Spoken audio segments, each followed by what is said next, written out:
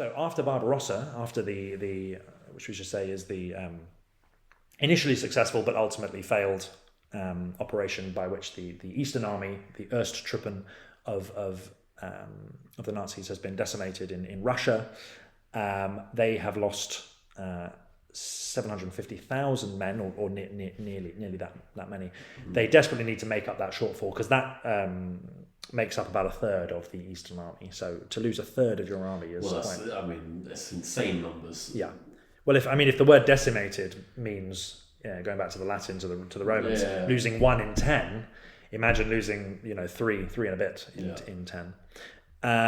So interestingly, given, as we said before, Hitler's trust of the Muslim populations, they turn to Muslims in the Caucasus, in Crimea, in Azerbaijan, in Turkmenistan, Georgia, Armenia, etc., to recruit that shortfall.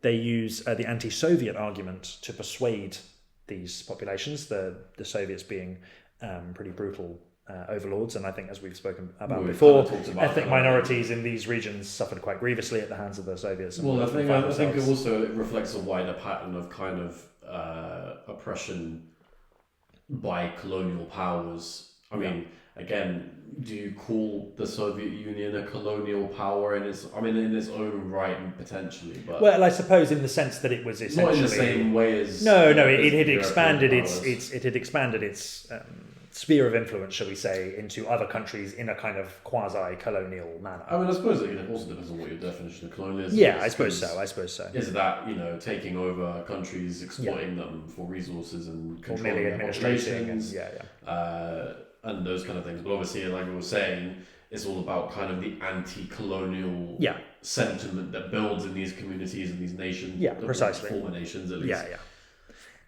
So anyway, this whole movement to recruit Muslim populations is led by Klaus von Stauffenberg, who is an ex-North Africa, he's from the Afrika Korps, extremely effective soldier who later would become the kind of failed Hitler assassin of, I believe it's Valkyrie is the film with Tom Cruise, great film if you haven't seen it. And he develops his aversion to Nazi high command after witnessing the brutal treatment of Slavs and Jews on the Eastern Front in this mission that he's sent on to recruit Muslim populations. So that's actually the moment when he is horrified and says, "Enough, and I must kill this evil madman."